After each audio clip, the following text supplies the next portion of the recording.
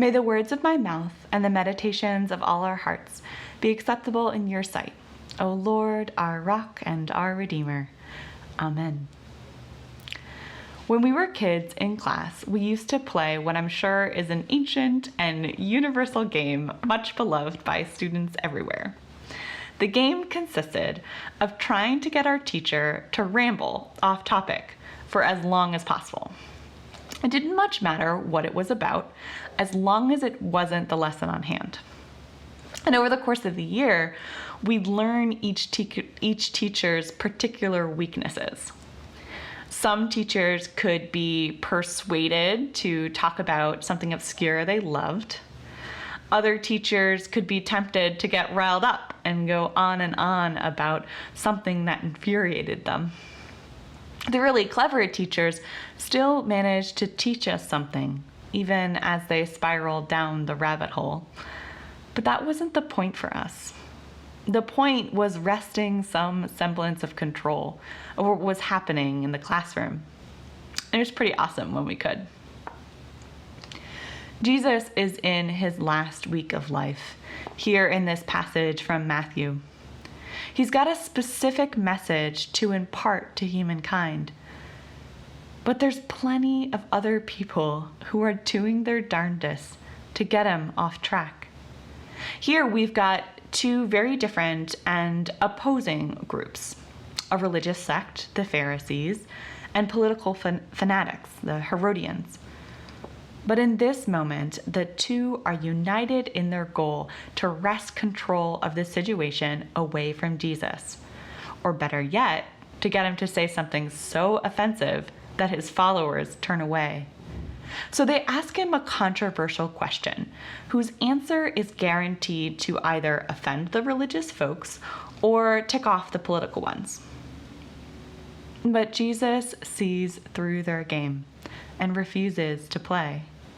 First, he exposes the hypocrisy of the religious leaders by revealing they had carried a graven image of a foreign god into the temple. So was their question really about lawfulness? And then Jesus pulls the focus back to God, always to God. Give to God the things that are God's.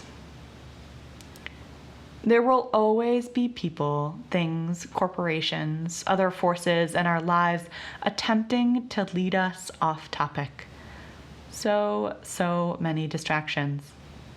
And not all of them are bad, and plenty of them are so subtle that we can't even recognize them in the moment. I had a very enlightening conversation with one of the parents in our parish the other week about the time pressures and commitments that press on parents these days. Your kid gets involved in all these activities, she explained: music, sports, service organizations, church. And each of these things needs volunteers to support them, and you want to help out. But soon you find yourself in committee meetings at dinner time and organizing events on the weekends and squeezing errands into the workday. You're pulled in so many directions at once that you don't have time to do what you set out to do in the first place: to parent your child. The original purpose, the calling from God that set you down this path. But I don't think it just happens to parents, does it? Or teachers. It can happen to any individual. It can happen to organizations, even churches. Sometimes we lose track of the essential mission we set out to do precisely because we're so passionate about a particular aspect or so infuriated by another. We can let ourselves get trapped into straying down rabbit holes, not only in our speech, but in our lives, how we spend our time, our money. But Jesus in Holy Week, Jesus who is running out of time in the temple, reminds us to step back, to recognize how we're being trapped. And it's vital to notice that Jesus very deliberately does not tell his followers not to participate in the world about them. He's being egged on to order his disciples to turn away completely from the political and economic machinations of their day, but he doesn't. What he insists on instead is clarity. Be clear about what purpose God has called you to. Be clear about what of your life you owe to God.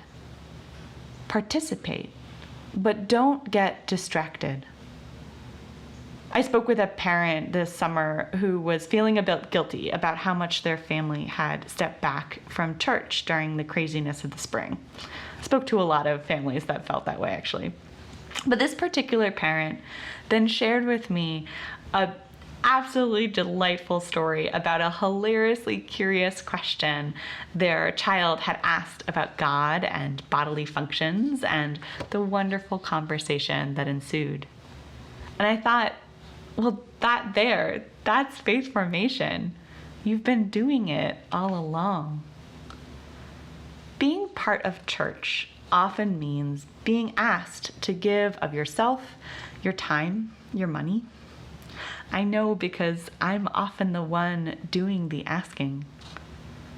Sometimes we too can be yet another distraction, leading you off topic from the true purpose of your life.